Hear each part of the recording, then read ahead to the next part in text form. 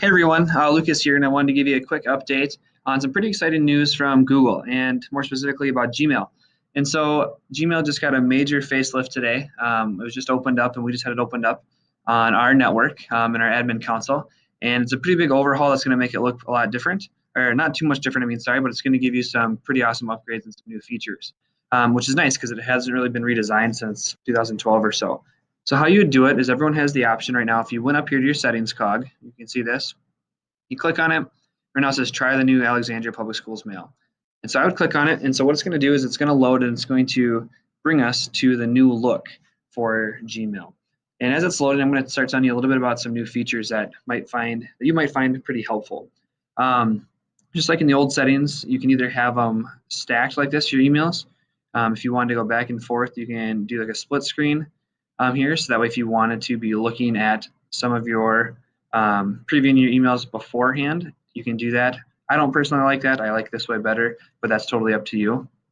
You can also make it different densities. So you can see you can either make it compact, so that way they're kind of stacked together, comfortable, spaces them out a little bit more, and then you can actually see the attachments directly on the email, which is kind of cool. And then the default, which is it will actually put the attachments directly below. So then you can just click right on the attachment without actually having to go into the email. So that's kind of quick, convenient. I'm going to stay at compact. Some of the other things here is if you notice as I'm hovering over the email, I get options over here.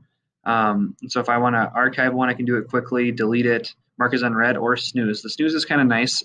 Definitely so that way if you get that email super late at night and you need to use it or get after it, but you don't want to deal with it until the morning, you can choose until when you want to do it, just so that way you don't forget about it. So that's kind of a nice feature. It also can kind of give you a nudge, so that way if you suddenly are an email is a few days old and you've forgotten about it, it kind of gets buried down here somewhere.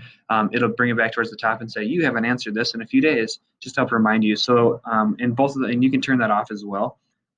Also, they're bringing over some smart replies from the mobile app. So if you get in an email and it can be responded to with 3 simple phrases, it'll give you either like, yep, sounds great, or we'll see you on Monday, or no, I can't come.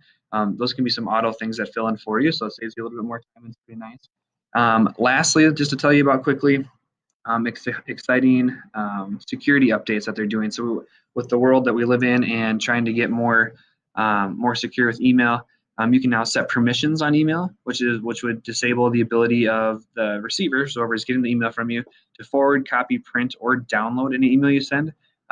That's pretty nice. And you can also turn on 2-factor authentication, which you can use for emails that are really kind of secure or sensitive.